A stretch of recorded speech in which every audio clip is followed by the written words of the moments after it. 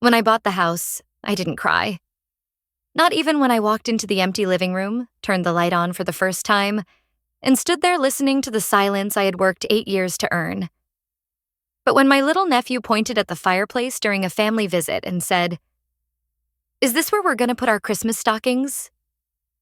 That's when something cracked inside me, because I knew that question didn't come from a child's imagination. It came from someone else's plan. My name's Brandon.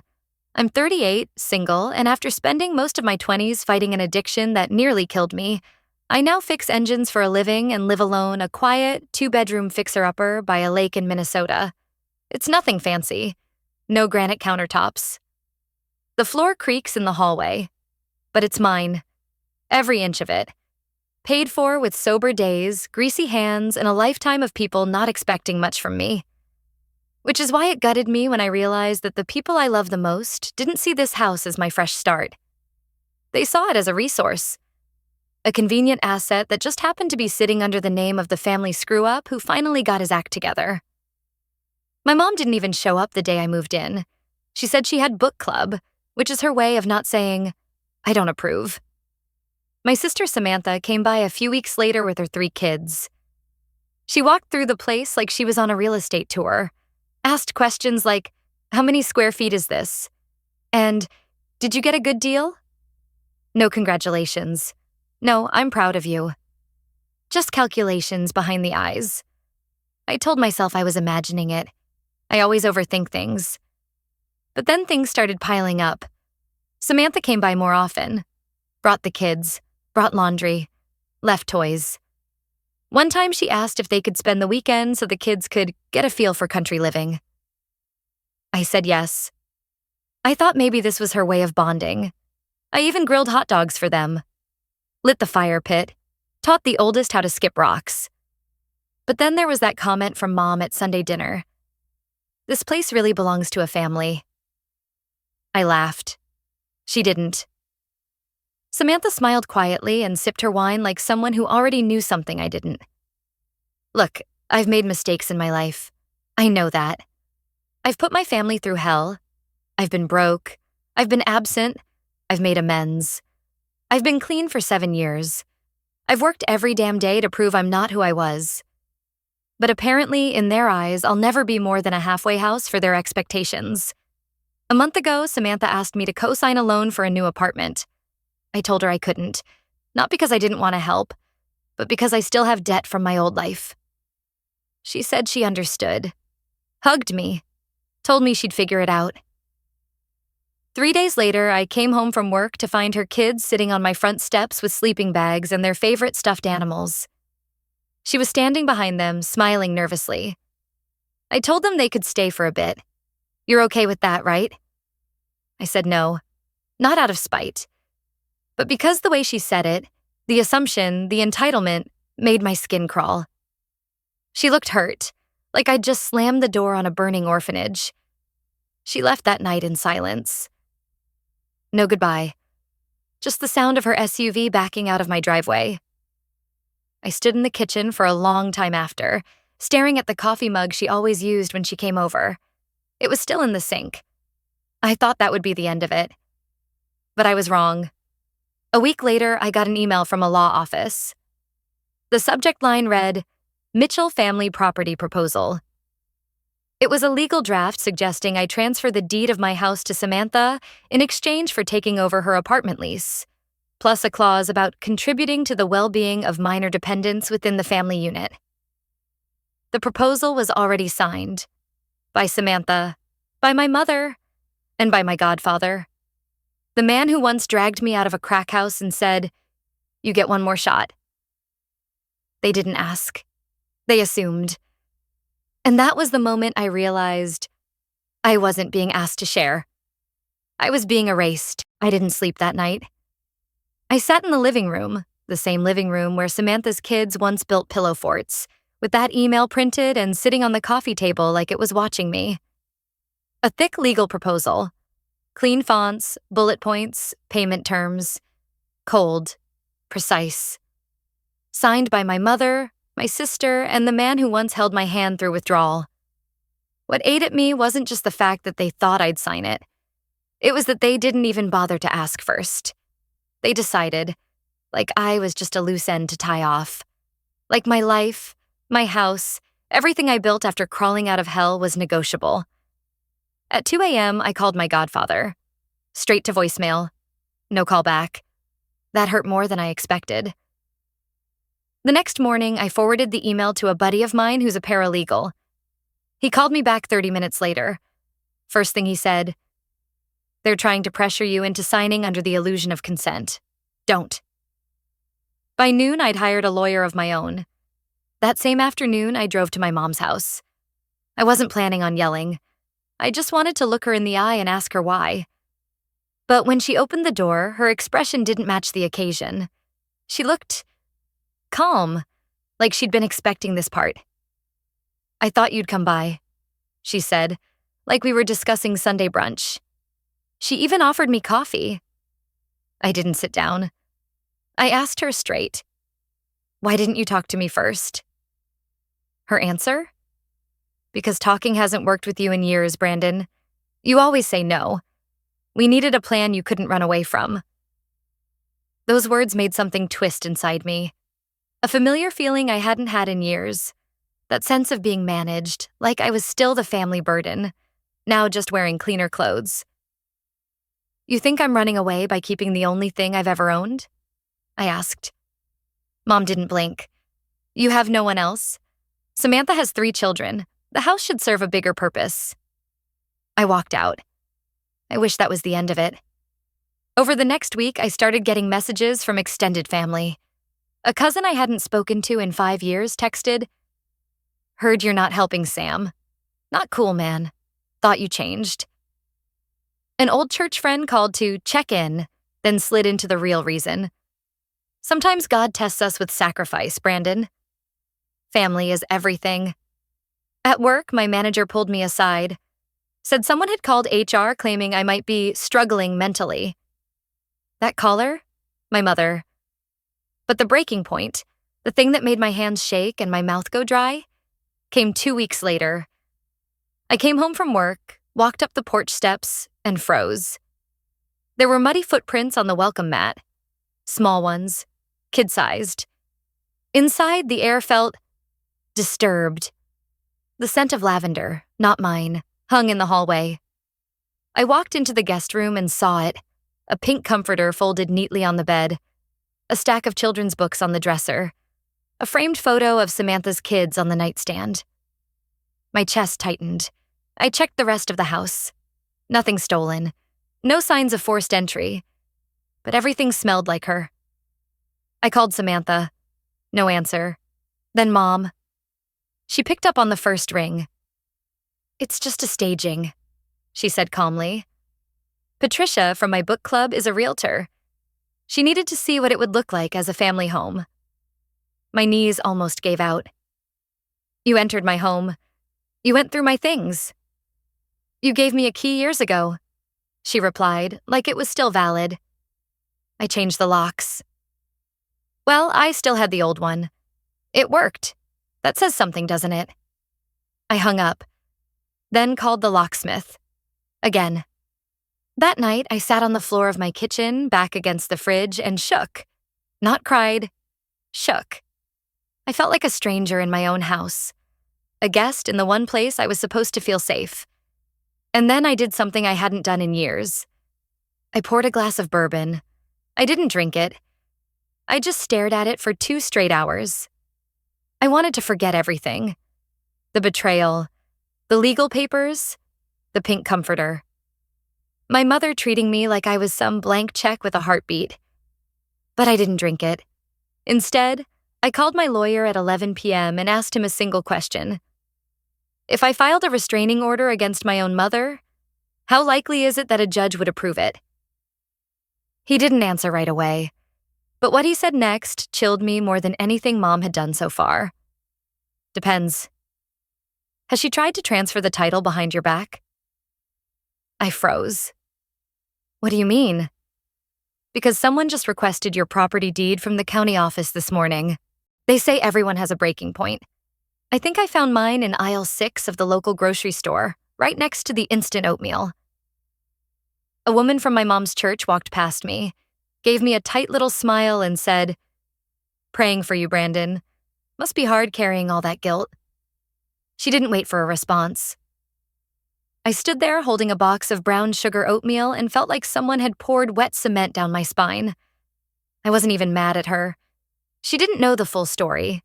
None of them did. They only knew what Mom wanted them to know. Her version. The one where I was the selfish uncle hoarding a lake house while 3 innocent kids shared bunk beds and their single mom scraped by. That story spread fast. I started getting messages from people I hadn't spoken to in years. "I always thought you were better than this. Family comes first, man." One person, a guy I used to sponsor in recovery, messaged me just the word: disappointed. I stopped checking my notifications after that, and through it all, my house didn't feel like home anymore. I found myself tiptoeing through the hallways like I was the intruder. My gym? Wasteful. The guest room? A monument to my perceived greed. I even started feeling weird about the lake view. Like every sunrise over the water was another reason for people to hate me. That's when I called Dr. Keller. She's the therapist who helped me when I first got sober. I hadn't spoken to her in years, but the minute I heard her voice, I felt a part of me crack open. "I think my family's trying to erase me," I said. She didn't ask for proof. She didn't ask if I was exaggerating. She just asked me one thing. "Do you believe you deserve the life you built?" And I realized I didn't know the answer anymore. That weekend, I decided to make one last attempt to salvage things. Not with Mom. Not with the aunts who were now tagging me in Facebook articles about generational wealth sharing, but with Samantha. I invited her over, told her to come alone, no kids, no lawyer, no pressure. She showed up, tense, guarded, the way people look when they expect to be yelled at. I didn't yell. I made her coffee. Sat across from her at the kitchen table, the one she once said would be perfect for big family breakfasts, and asked her to tell me, honestly, what she wanted. She hesitated, then said it. "I just want my kids to grow up in a place like this." With grass, with quiet, with space, I nodded. "And you thought I'd just give it up?" "I thought," she said slowly, "that maybe you'd see that you don't need all this." That stung more than I expected. I told her I wouldn't trade houses. That wasn't on the table. But I offered her something else, a down payment. Enough to get her out of that cramped apartment and into a decent home of her own. No strings, no judgment. Just help. She stared at me for a long time. Her eyes welled up. Then she shook her head. "You think you can buy your way out of this? You think throwing money at it makes you the good guy?" "I'm not trying to be the good guy," I said quietly. "I'm just trying to draw a line." She stood up. "Mom was right. You think because you clawed your way out of your mess, you deserve to hoard everything good for yourself. But you'll die alone in this house, Brandon. You know that, right?" I didn't say anything. I couldn't. She left. Slammed the door so hard the wind chimes on the porch kept ringing long after her car disappeared. I didn't hear from anyone for 2 days. Then, on Monday morning, I got a call from my lawyer. "You're not going to believe this," he said. I waited. "Samantha and your mom just filed a petition with the county claiming that when you bought the house, it was intended as a family trust asset, that you verbally promised it would belong to the children one day." I laughed, a short, sharp, humorless sound. "They're trying to argue constructive trust," he added. "It's flimsy, but if it gets in front of the wrong judge, they could freeze your deed until it's sorted." "So they want a legal war?" I said. There was a pause. "They want your house, Brandon, and now they're willing to lie to get it. After the petition to freeze my deed, something in me broke. But not in the way they were counting on. Not the kind of break where you fold. It was colder, sharper. Like the last thread of denial finally snapped, and I saw my family for what they were. Not confused, not desperate, but entitled. Strategically entitled. And I was done playing nice. My lawyer told me we had a good case. The petition was built on sand. No written agreement, no documentation, nothing but a few cherry-picked texts between me and Samantha from years ago where I said things like, "I'll always support you guys." They were trying to twist emotional language into legal promises.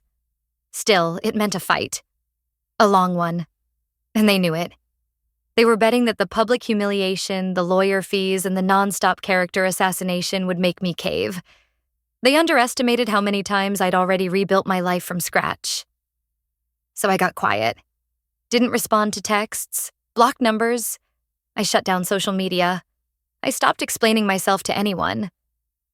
And while they were busy telling the world I was heartless, I was meeting with a second lawyer, one who specialized in elder law and real estate fraud.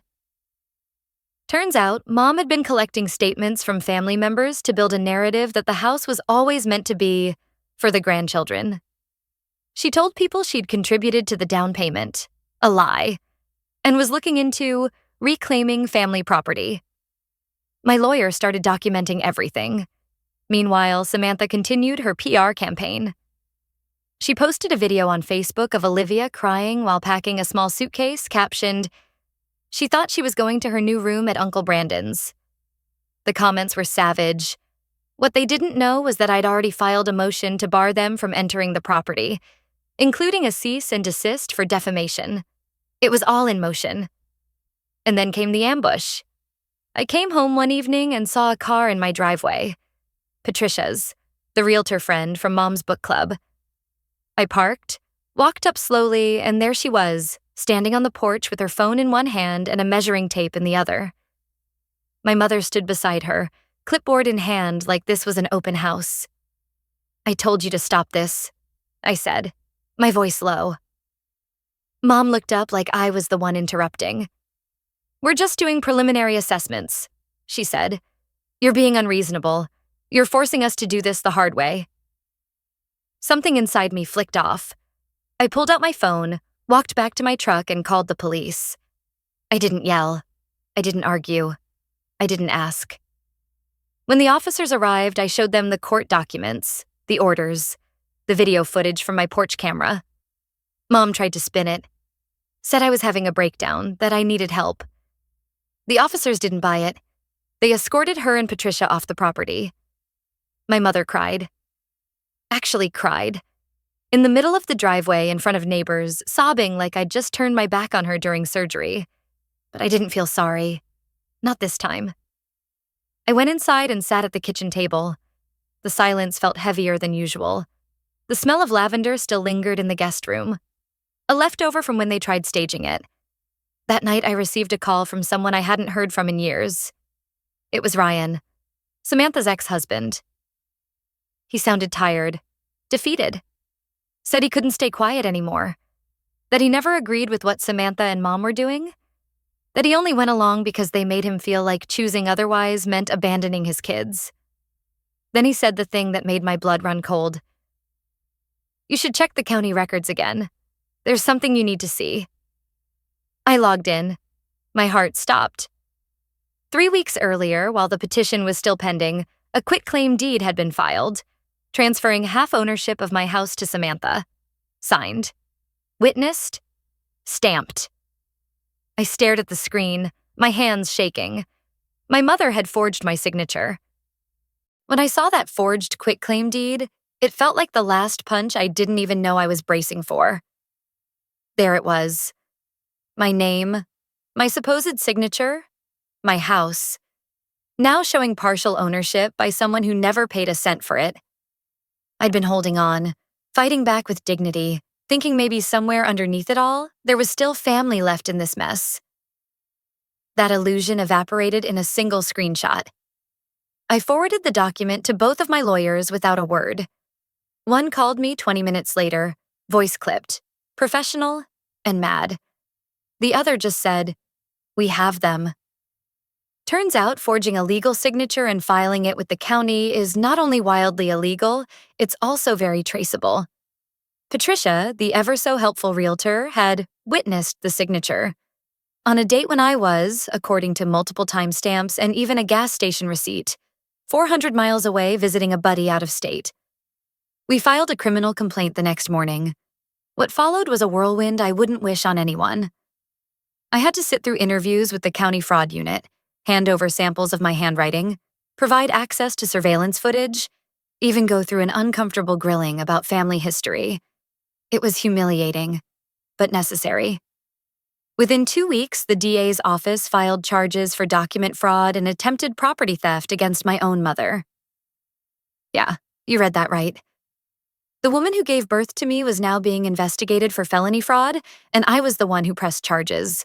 No one cheered for me. No one clapped. What I got instead were angry calls from cousins, silence from my dad, and one late-night voicemail from Samantha calling me a disgusting excuse for a son. I didn't even listen to the whole thing. But I kept going. Because I finally understood that sometimes the only way to protect what's yours is to be the person they always accused you of being. Cold, distant, calculating. The kind of person who files police reports against their own blood. A month later, we were in mediation, required by the court. My lawyer sat beside me, calm as ever, while Samantha and Mom sat across, looking like they were at a funeral. They offered to drop everything if I agreed to give Samantha 50% of the house's future sale value and sign a non-disclosure. I said no. Then I showed them a photo, taken from the porch camera, the one where Patricia's holding the measuring tape. My mom smiling beside her, clipboard in hand. Time-stamped. Day of the forgery. Their faces changed. That was the moment they realized they'd gone too far. Not just morally, legally, tangibly. Mom's charges were reduced to a misdemeanor due to her age and lack of prior offenses, but she still walked away with a criminal record. Samantha lost her job after her employer found out about the investigation. Apparently, HR didn't love that she tried to fraudulently claim half a property. Patricia's license was suspended for 18 months. My lawyer said if I wanted, I could sue for damages. I told him I wasn't sure yet. I didn't want money. I wanted air. I wanted the space to breathe again in my own house without wondering what manipulation would sneak through the door next. So I changed the locks again. I installed reinforced cameras. I stopped answering calls from anyone I didn't trust. I built a fence. Literally and emotionally. And for the first time in years, I slept with both eyes closed. I'm not proud that it got this far. I'm not proud that I had to take my own family to court. But I am proud that I didn't roll over. That I didn't let shame or obligation force me into surrendering the one thing I fought so hard to build. Because here's what I've learned. Just because someone shares your blood doesn't mean they value your boundaries. Sometimes the people who talk most about family are the ones who will bleed you dry. And the hardest part isn't losing them. It's accepting that maybe they were never really with you in the first place. If this hits close to home for anyone listening, just know this. You're not a bad person for saying no. You're not broken for protecting your peace. And you don't owe anyone your silence just because they knew you before you became who you are now. Anyway, that's it. That's the story. If you've been through something like this, or if you're in it right now, I'd love to hear your story down in the comments. Sometimes it helps just knowing you're not the only one. And if you stuck around this long, thank you. Really. Feel free to subscribe if you want more stories like this. No pressure. I'm just glad you're here.